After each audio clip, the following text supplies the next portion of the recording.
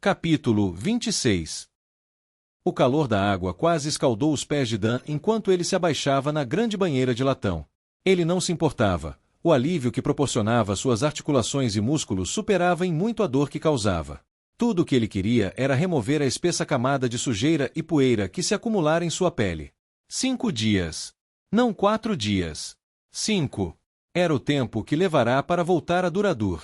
No entanto, ele não podia culpar Nimara inteiramente. Se não fosse pela rapidez de raciocínio do anão nos túneis, aquelas aranhas de pedra as teriam comido no café da manhã. Ainda assim, foi um pouquinho mais rápido do que encontrar aquele corredor do vento destruído em primeiro lugar. Se dependesse de Dan, ele teria ficado de molho naquela banheira até a água esfriar, depois a teria esvaziado e a teria enchido de novo. Mas não dependia dele. Aeson deixou claro que daria a todos 2 horas e depois mandaria buscá-los. Não que Dan tivesse o direito de reclamar. Ele não podia argumentar que todos deveriam ter ficado para continuar vasculhando os túneis e depois dizer que não poderia se encontrar para organizar o plano porque estava ocupado enchendo a banheira. Ele riu sozinho da ideia e de como os rostos de Aeson e Teren ficariam. Distraidamente, Dan tocou a pele cicatrizada que se estendia ao longo da clavícula e sobre o ombro esquerdo. Ele havia dito a Kalen, e a Teren, aliás, que aguardava para impressionar as mulheres, e, honestamente, isso era um fator. Mas também era um lembrete. Um lembrete de quão perto ele chegará.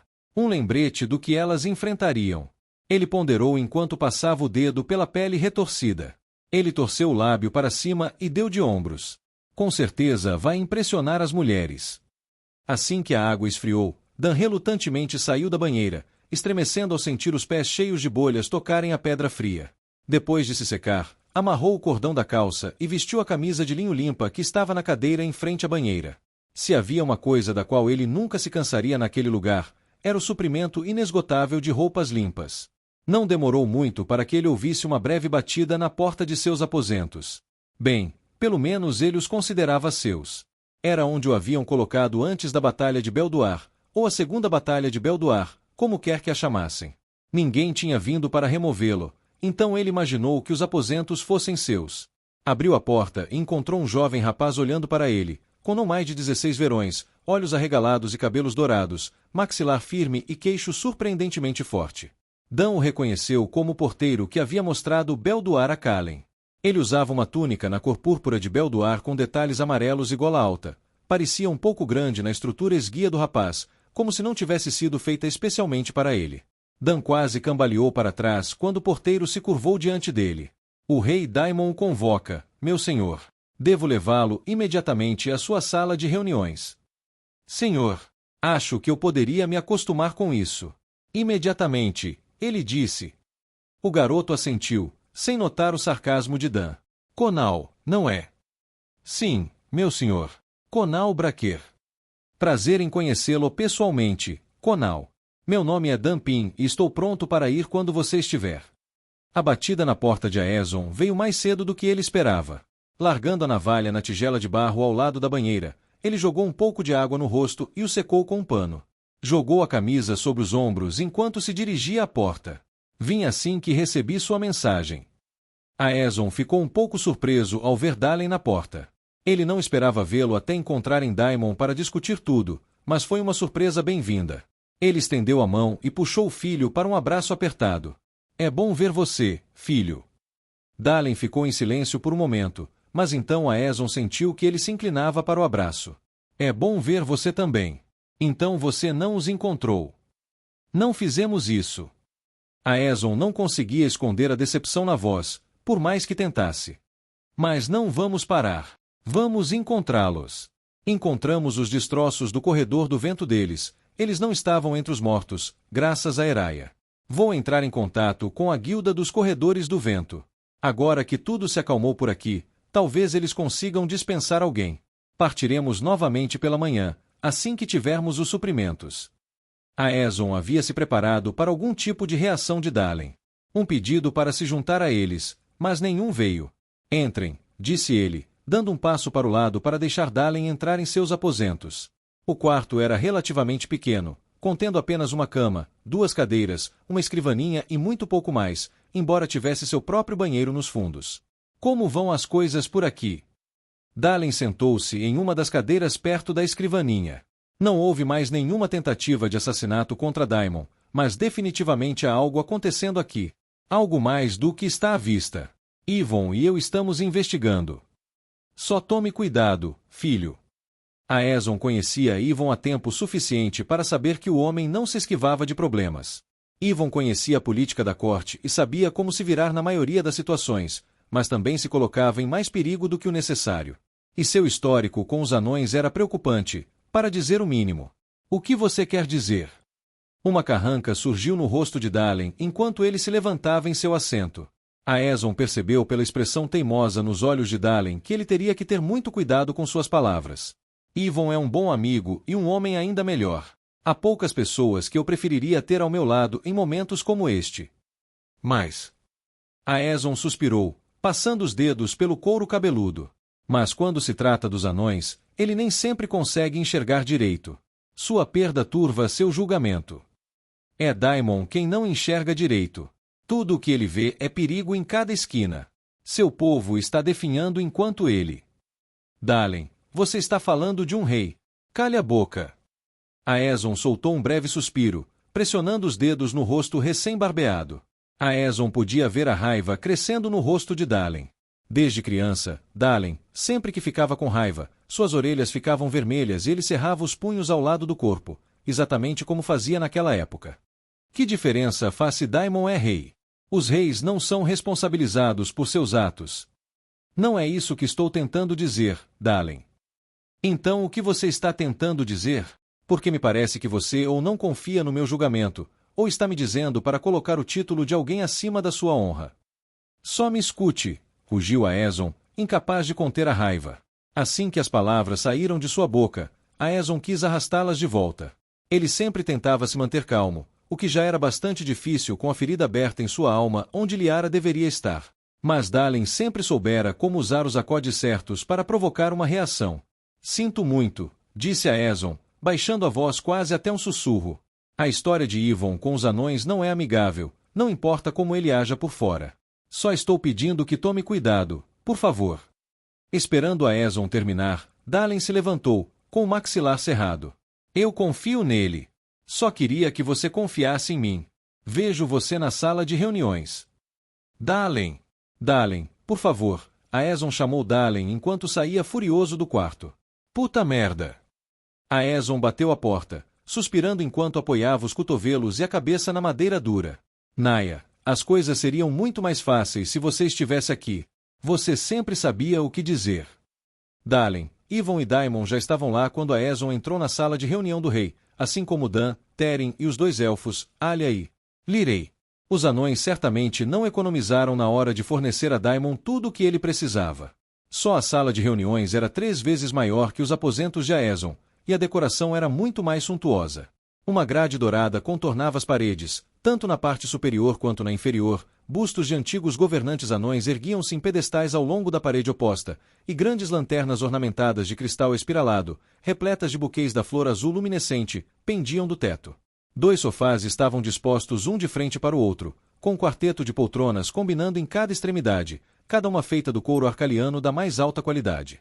Devem ter pago uma bela fortuna por isso. Os arcalianos não eram conhecidos por negociar facilmente. Então somos todos nós, anunciou Daimon quando Aeson entrou na sala. Por favor, sentem-se. Gostariam de alguma coisa? Comida, água, cerveja. Estou bem, obrigado, majestade.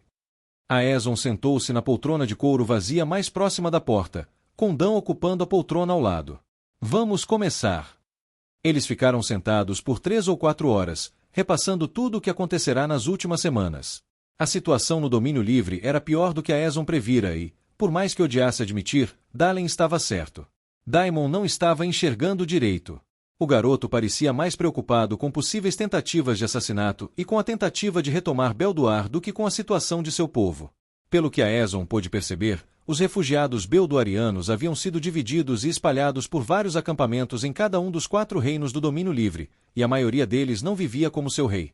Não havia muito que Aeson pudesse fazer, mas tentaria abordar o assunto com Daimon assim que encontrassem Eric e Kalen. Falarei com a guilda dos Corredores do Vento quando terminarmos aqui, disse Yvonne, acariciando sua longa barba. Você deseja partir amanhã de manhã? Tudo bem. Providenciarei suprimentos. Devemos conseguir reunir o suficiente para 2 semanas, mas depois disso não teremos recursos para mandá-lo para lá novamente, Aeson. Simplesmente não os temos. Gostaria que pudéssemos fazer mais, velho amigo. Obrigado, Yvon. Entendo. Aeson assentiu distraidamente, franzindo os lábios. Ele já sabia disso. Os Belduaras já estavam sobrecarregados, e sustentar um reino inteiro de pessoas enquanto você era um refugiado não era uma tarefa que Aeson invejasse. Se não tivessem sucesso nesta viagem, ele teria que implorar aos anões.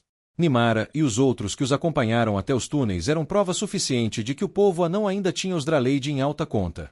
O que você fará se não conseguir encontrá-los dentro dos túneis? Perguntou Daimon, tirando de trás de sua pesada escrivaninha de madeira um frasco de cristal cheio de um líquido marrom.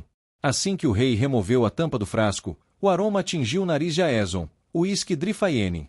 Sempre havia chance de ter sido dado a ele como um presente, mas tão longe de Drifayen, enterrado sob uma montanha, era improvável. O único lugar onde o uísque Drifayen era barato era em Drifayen. Certa vez, ele vira um velho viúvo trocar 3 vacas por uma única garrafa. Ele teria que ficar de olho no filho de seu velho amigo. Tempos como estes podiam fazer sombra até mesmo aos maiores homens, e alguém tão jovem quanto Daimon precisava de orientação. 20 verões não eram suficientes para carregar o peso de um reino em seus ombros. Se os anões não estivessem envolvidos, ele teria acreditado que Yvon era a pessoa ideal para fornecer essa orientação. Mas quando Aliana e Chris foram mortos, o julgamento de Yvon ficou para sempre nublado. Aeson sabia que Yvon culpava os anões por deixá-los para trás.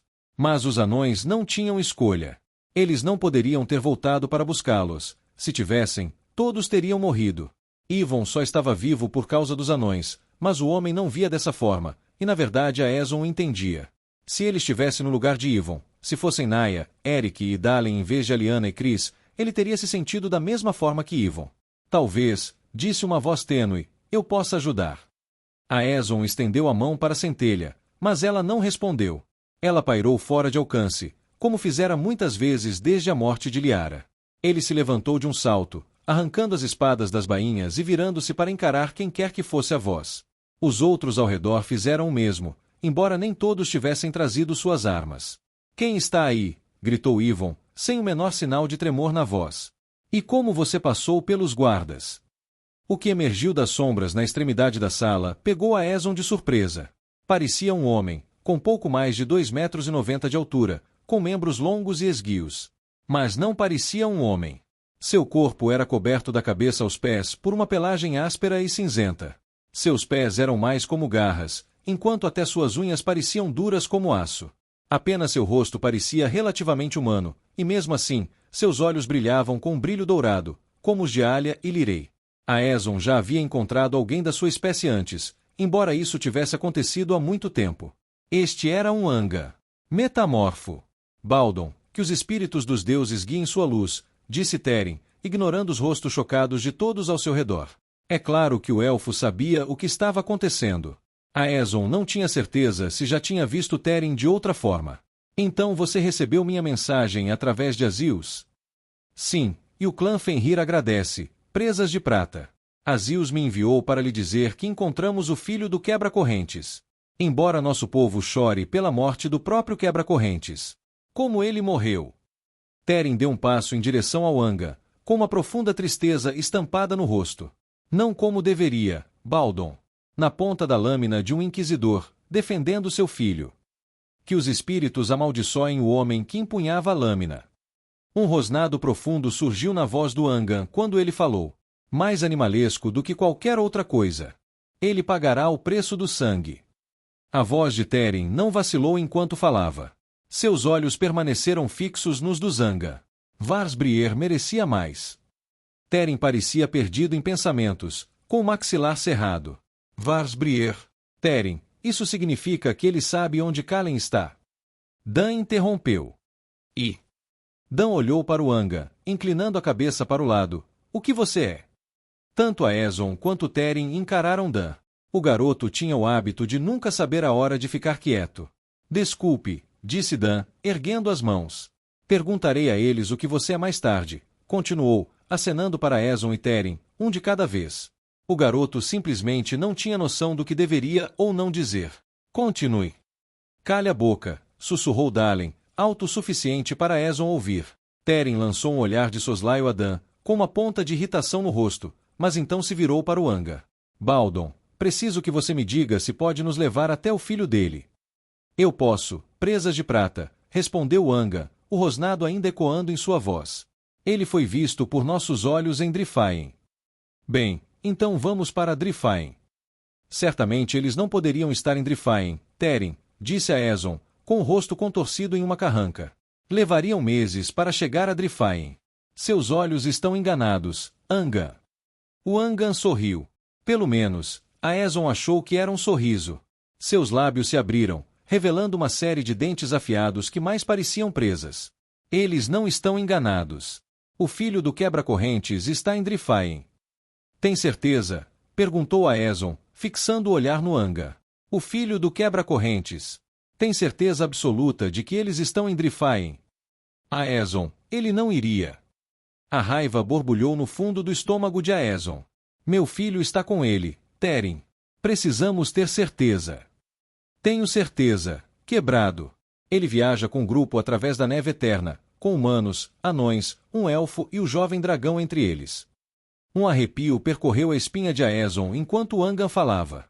O quebrado. Ele sabia que a criatura só queria demonstrar respeito, mas suas palavras eram um lembrete do que ele havia perdido. A sensação não era algo que ele pudesse explicar facilmente para alguém que não a tivesse experimentado. Um vazio constante pairava no fundo de sua mente, onde ele sabia que Liara deveria estar.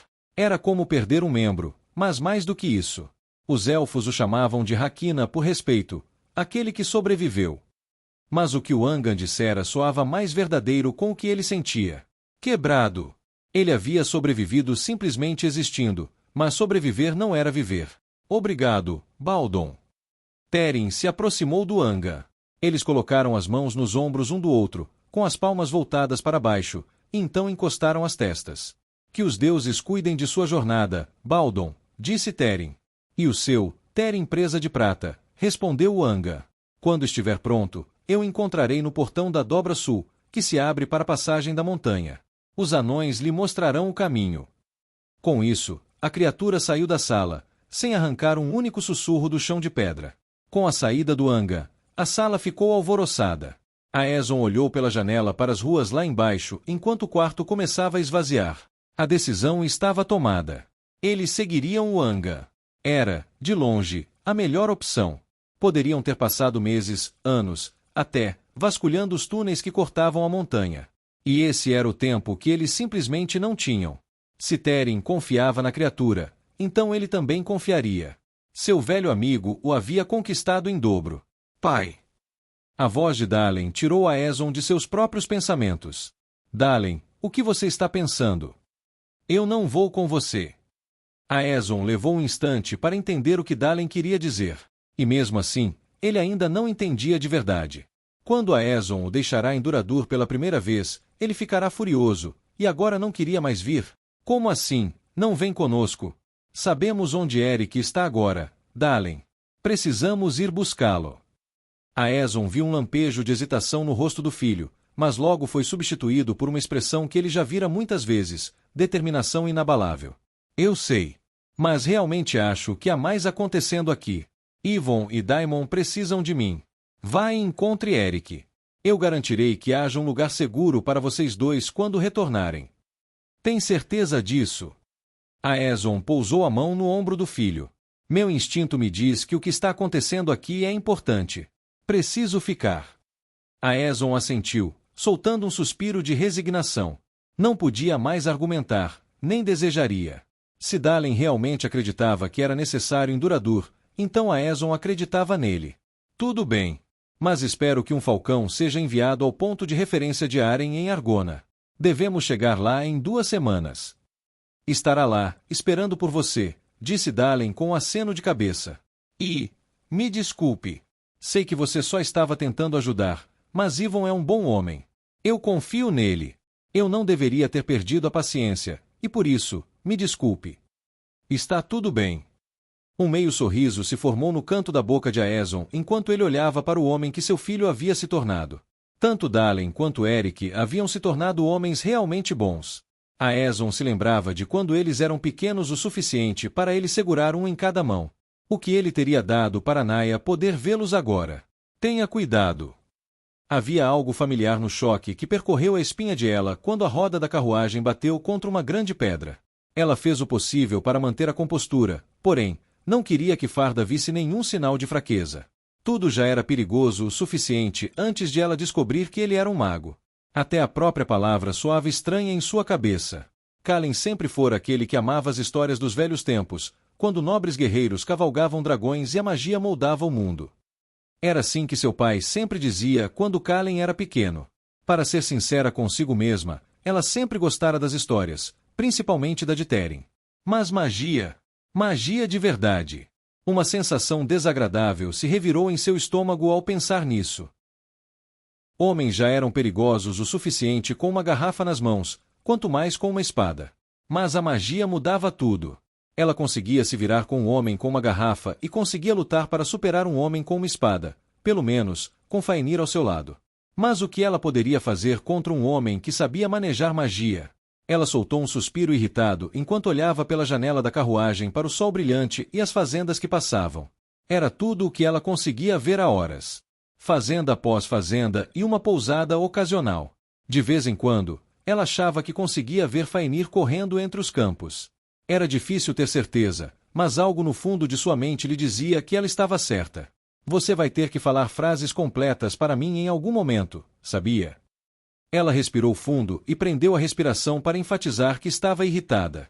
Depois de segurar o ar por 3 ou 4 segundos a mais do que o normal, ela soltou o ar, remexendo-se na cadeira e encarando Farda. Você sabe usar magia, disse ela, inclinando-se para frente e erguendo a sobrancelha. Mas claramente não consegue ler a mente de uma mulher. Qual das duas habilidades você acha mais valiosa? O riso de Farda não foi o que ela esperava. Ela esperava um silêncio constrangedor ou, no mínimo, uma carranca irritada. Ninguém gostava de ser ridicularizado, principalmente homens. Kalen odiava. Se ela quisesse que ele perdesse a paciência quando fossem mais jovens, tudo o que precisava fazer era dizer que ele era baixo. Mas ela nunca receberá uma risada como reação. Qual é a graça? Nada, disse Farda, com um sorriso se espalhando pelo rosto barbeado. Você é sempre tão óbvio assim. Como é? Ela torceu a língua na boca, cerrando o maxilar. Você é sempre tão óbvio quando está claramente tentando irritar alguém. Ela lançou um olhar furioso para Farda, mas recusou-se a lhe dar a satisfação de uma resposta. Esta é uma longa viagem de carruagem. Ela forna. O tratamento do silêncio vai cansar rapidamente. As veias de ela congelaram e seu estômago embrulhou. Ela forna. Ela havia esquecido que dera aquele nome a Farda. Foi o seu verdadeiro nome que deu início a tudo isso. Ela Brier. Esse nome matou Het. Ela Fornan era o nome que lhe fora roubado. Por que não deveria tê-lo agora?